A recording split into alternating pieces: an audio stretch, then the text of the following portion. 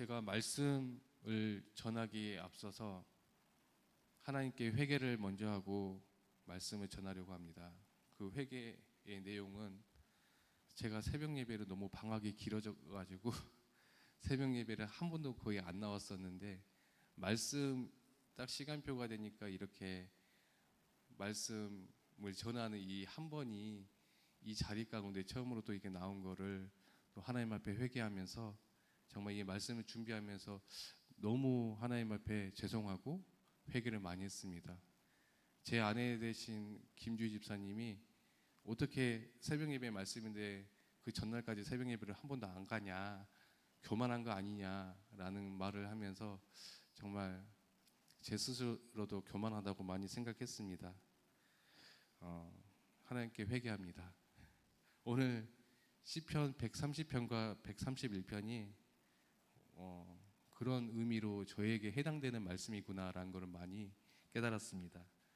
그 말씀을 보면은 시편 130편을 요약해서 정리를 해보면 죄와 절망 속에서도 하나님의 용서를 붙잡고 회개하며 하나님께 소망하는, 주님께 소망하는 메시지가 담겨 있고요. 131편은 내 스스로 교만을 버리고 하나님을 전적으로 신뢰하는 겸손한 지도자, 겸손한 리더가 되라는 그런 메시지가 담겨 있습니다. 그래서 130편부터 한번 차근차근 살펴보면 130편 1절에서 4절을 내용을 보면, 그 내용을 정리해 보면 그 메시지 가운데 진짜 그 강하다는 거, 강함은 본인의 죄, 자기의 죄를 먼저 인정하는 것부터 그 강함이 시작된다라는 내용이 담겨 있습니다. 보통 여기 계신 남자분들도 많이 계시지만 보통 남자들이 자기 죄를 인정하지 않습니다. 그죠? 예. 본인이 잘못을 해놓고도 본인이 옳다고 주장합니다. 아마 여기 계신 모든 남자분들한테 해당이 될 거라고 생각이 되는데, 그래서 아내 되신 분들이 집에서 영적인 이야기 조금 하고 하면은 되게 듣기 싫어하죠. 그리고 뭐 영적인 거 소홀히 하고 남자분들이 기도 안 하고 뭐 예배 소홀히 하고 하면은 좀 찔러주면은 그걸 되게 듣기 싫어한단 말이에요. 그러니까 듣긴 듣지만 그 듣는 가운데 뭔가 마음이 안 좋아.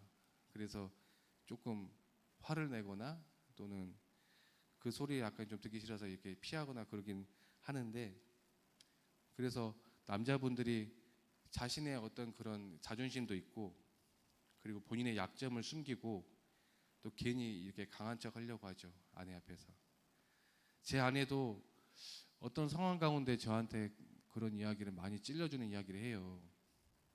그래서 저보고 죄를 좀 인정하라고, 인정해 하면 저는 뭔가 오기가 생겨가지고 바로 죄를 인정하지 않고 자존심 또 강해 보이려고 그 자리에서는 제 죄를 인정하지 않고 사과를 안 합니다.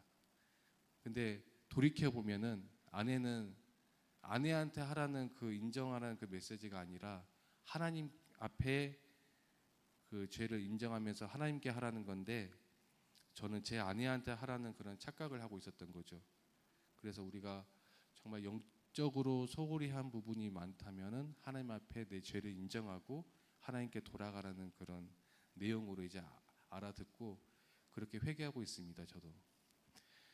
성경은 주께서 죄악을 지켜보신다면 누가 서리이까라는 메시지가 있는데, 죄 앞에 누구든 하나님 앞에 자신 있게 설 사람은 없습니다.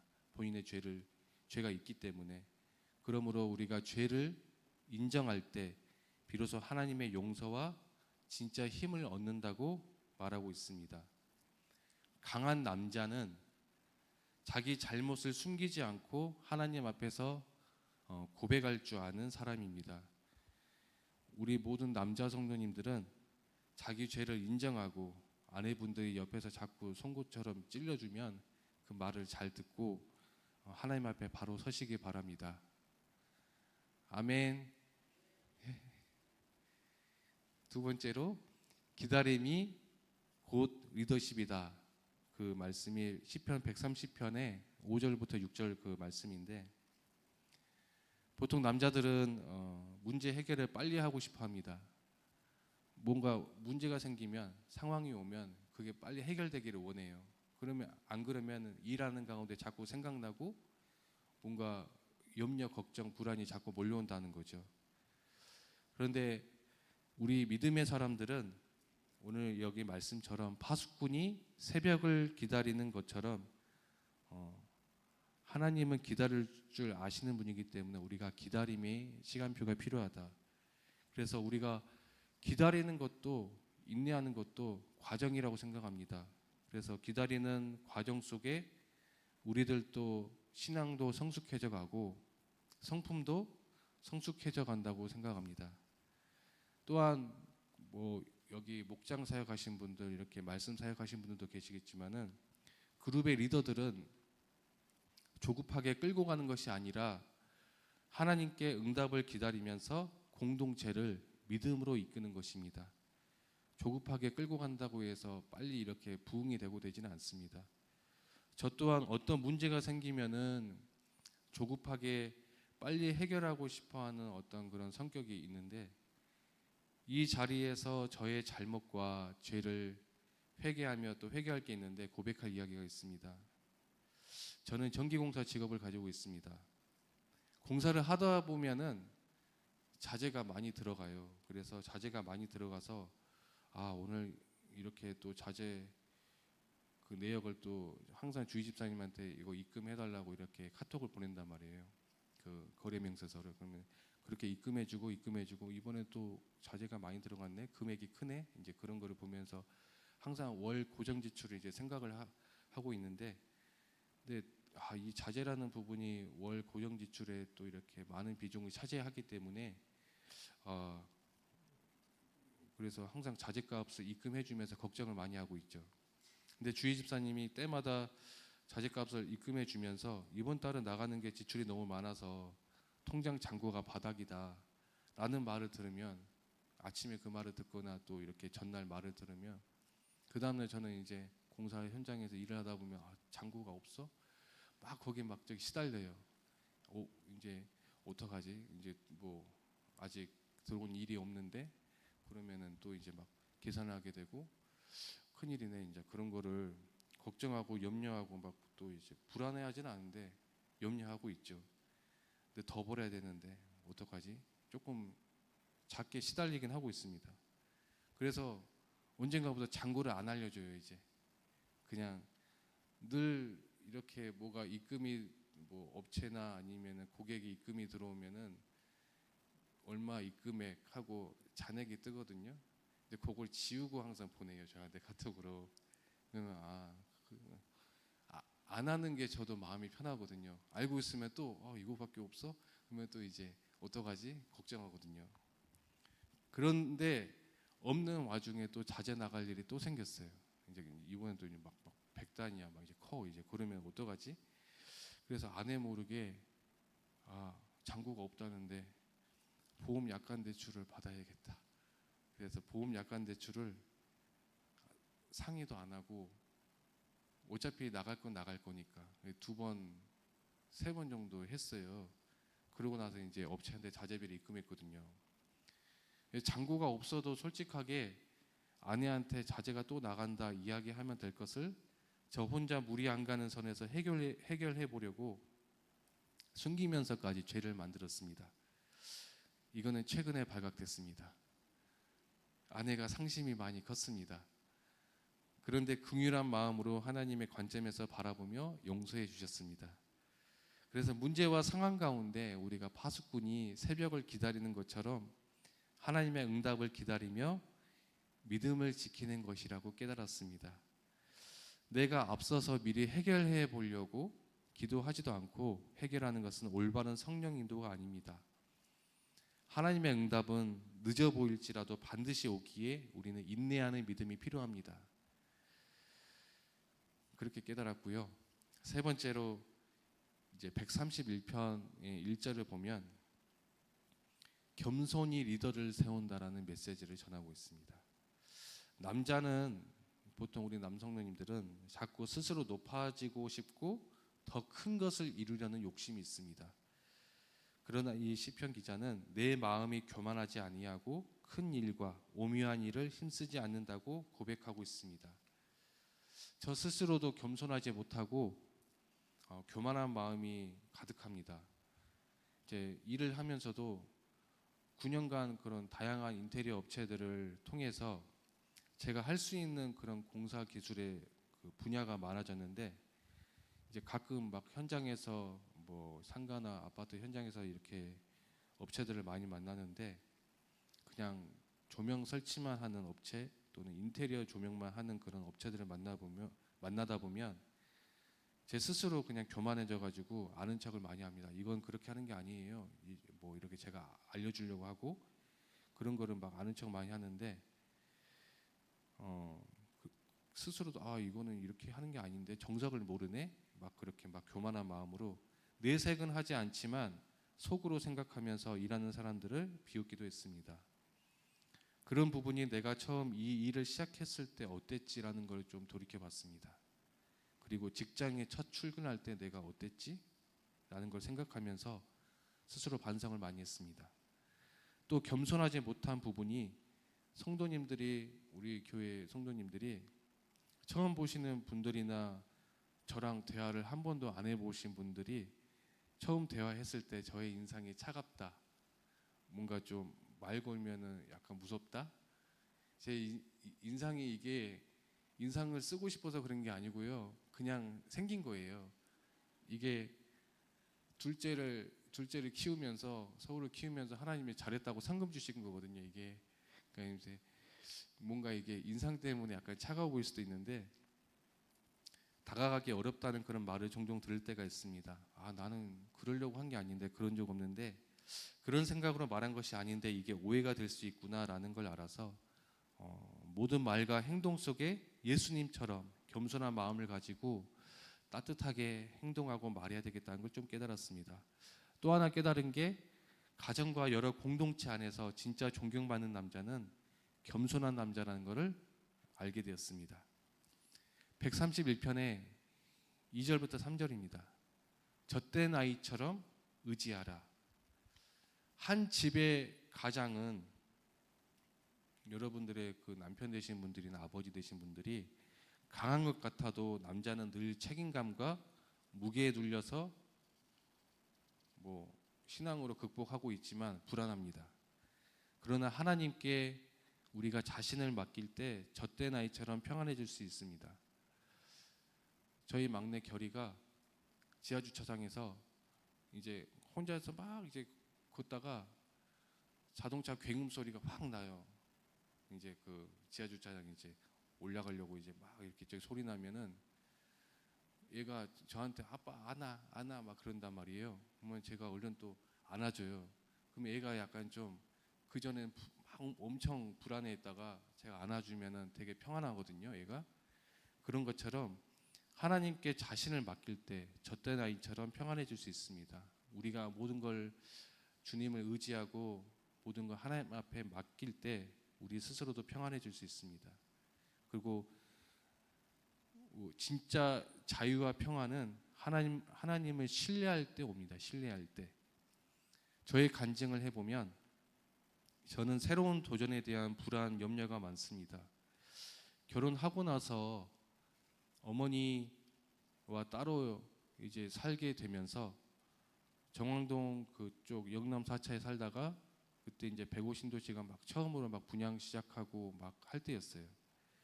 근데 105신도시 아파트 분양을 처음 하게 되었을 때도 도전이라는 게 정말 쉽지 않았거든요. 왜냐하면은 거의 뭐 월급이 그때는 제가 엄청 조금 받아서 170에 이자가 100이었어요. 이자만. 그래가지고 70 가지고 온유가 태어났었는데 막 이제 분유값도 보험비에 생활비에 막 너무 빠듯했거든요. 모자랐어요. 그래가지고 회사에서 항상 그 식당 부식 하고 나면 박스가 많이 나오거든요. 그래서 제가 그때도 차가 없어가지고 그 창고에서 이제 회사 차를 끌고 막 그 부식에 박스들을 모아가지고 고물상에 갖다 팔았더니 2만 원, 3만 원 주더라고요. 그래가지고 그걸 가지고 이제 분유값을 하고 그렇게 어렵게 어렵게 생활하고 있던 와중에 분양, 아파트, 이사 어떻게 감당하려고 하지 막 그런 걱정이 엄청 많았었거든요. 그래서 이자 금액이 큰데 더 큰 금액의 이자를 내야 한다는 압박과 강박에 시달렸지만은 희한해요. 하나님의 은혜로 2년 뒤 분양이 다 이제 하고 나서 아파트가 다 지어졌대요. 근데 또 희한하게 이사를 하게 돼요. 근데 이사를 하면서 막 잔금을 내야 되는 그 과정 속에 대출이 되더라고요. 그때는 막 70% 80%까지 막 돼요. 그 당시에는. 그래가지고 이사 오게 되었고 호반 2차 살다가 회사에서 막 이제 일하고 있는데 아내가 이번에 또 썸이 분양한대요. 거기 마지막이래요. 그때가 이제 10월 8일까지가 이제 거의 분양 다 끝나는 시기여가지고 기회를 잡아야 한다기에 그때 불안과 염려가 또 와요. 밀려와요. 어떡하지? 이제 더 큰 거가 오네. 그래서 안 할 수가 없었어요. 그때 어떤 그 또 응답이 있어가지고 근데 또 피가 또 7천이에요. 어이구 어떡하지? 도저히 감당할 수 없어요. 그때 월급이 220이었어요. 또 50만 원 올랐어요. 2년 동안. 그래가지고 이제 그 와중에 또 피까지 줘가면서 어떻게 이사를 가야 되지? 라는 거를 하면서 엄청 걱정이 됐던 거예요. 야, 이제 뭐 하나님께서 다 해주시겠지 라는 믿음은 있지만 회사를 가면서도 터벅터벅하고 이거 어떻게 해야 되지? 어떻게 해야 되지? 한 달을 또 이렇게 다 이렇게 지출을 계산해봐도 답이 안 나오고 근데 또 한 달을 또 살아가고 두 달을 살아가요. 희한하게 하나님께서 다 그렇게 또 만들어 가시더라고요. 그걸 보면서 또 분양을 받았어요. 그 과정 속에 이스라엘 백성들이 가나안 땅으로 가는 과정 속에 먹을 거 없다고 하나님 원망하고 그냥 애굽에 있을 걸 괜히 와가지고 광야 지나고 막 이렇게 우리 다 죽게 만들었다고 굶어 죽게 생겼다는 말에 제가 격한 공감을 했어요. 정말 다시 가고 싶다 영남자처럼 옛날로 갈까? 그냥 막 그런 엉뚱한 상상도 많이 했었거든요. 후회를 했었습니다. 그런데 많은 힘듦을 통해서 막 지난 과정들을 다 돌아보니까 하나님께서는 우리 가정을 더 풍요롭게 하시려는 더 큰 응답을 주시려는 어떤 그림, 우리 가정을 위한 모델적인 과정들이었습니다. 썸이 잔금을 치르는 그 과정 속에서도 대출 한도가 안 나와요. 아예 안 나오는데 열심히 10년 동안 회사를 다녔거든요. 그냥 막 굳은 일, 힘든 일 다 하면서 회사를 계속 다녔더니 회사 직장 사장님이 무이자로 그냥 2,500을 이거 그냥 빌려줄게. 그냥 뭐 너 갚을 수 있을 때 갚어라는 것처럼 그렇게 정확하게 이사를 하게 하셨고 또 정말 위대하신 하나님이심을 알게 하셨고 직장의 월급으로는 감당할 수 없는 부분이라 또 이렇게 하나님께서 사업이라는 그런 방향으로 하나님께서 인도하셔가지고 지금까지 가정의 경제와 또 자녀들을 지키신 하나님이시란 것을 알게 하셨습니다. 내가 하는 것이 아니었고 모든 과정들이 하나님께서 하셨습니다. 지금도 가끔가다 또 일이 없으면 어떡하지? 큰일이네. 막 경제를 걱정할 때마다 때에 따라 일을 주시고 월 지출 나가는 거에 무리가 없게끔 경제를 부어주시는 것을 보면서 정확하신 하나님이시라는 것을 보게 하셨습니다. 그래서 지금은 종종 일이 없고 한가해도 주실 것을 미리 알기에 그 과정들이 있었기 때문에 항상 주셨기 때문에 그걸 알기 때문에 예전처럼 염려하지 않고 우리 가정에 임하신 오직 하나님 붙들면서 하루하루 감사하며 살아가고 있습니다. 오늘 말씀을 130편과 131편 적용을 좀 해보면 여러분들도 남성분들은 가정의 가장이라면 문제를 혼자 해결하려 애쓰지 말고 하나님께 모두 맡겨라. 하나님께 먼저 맡기시고요. 또 직장의 또 그룹의 리더라면 우리가 조급한 성과보다 하나님이 주시는 타이밍이 있습니다. 그 기회를 기다리는 거. 또 우리 젊은 청년들의 남성들이라면 겉모습의 강함보다 겸손과 책임이 진짜 멋진 남성의 모습임을 기억하셨으면 좋겠습니다. 130편은 죄인된 내가 하나님의 용서를 간절히 기다리는 회개, 그리고 131편은 하나님께 전적으로 의지하며 안식하는 그 신뢰에 해당되는 메시지입니다. 두 편이 함께 있다면 회개, 용서, 신뢰와 평안이라는 그런 여정을 보여줍니다. 하나님을 기다리는 마음은 절박함에서 시작해서 결국 평안과 겸손으로 나아갑니다. 우리 집안의 가장 남자의 힘은 자기 죄를 인정하고 하나님을 기다리면서 교만하지 않고 겸손히 맡기는 데서 나옵니다. 기도하고 마치겠습니다. 사랑의 하나님, 우리가 우리 힘으로 살아가려 할 때 오히려 연약해진다는 것을 고백합니다. 매 순간순간이 하나님이 인도하신 거고 하나님의 계획 안에 살아가고 있음을 믿음으로 고백합니다. 나의 죄를 인정하고 용서해 주시는 하나님께 의지하게 하여 주시옵소서. 가정에서, 일터에서, 공동체 안에서 겸손한 리더가 되고 기다릴 줄 아는 큰나무교회의 성도님들이 되게 하여 주시옵소서. 진짜 평안과 힘을 주시는 하나님께 우리 인생을 맡기며 나아갑니다. 감사드리며 예수 그리스도의 이름으로 기도드리옵나이다. 아멘. 네, 감사합니다. 우리 집사님과 아내와 아들 셋, 우리 온유, 소후, 정결이 위해서 기도해 주시고 사업체를 위해서도 기도해 주시기 바랍니다. 그리고 3부 찬양단 전체적으로 지도하고 인도하는 우리 찬양 팀장입니다. 기도해 주시기 바랍니다. 우리 기도하겠습니다.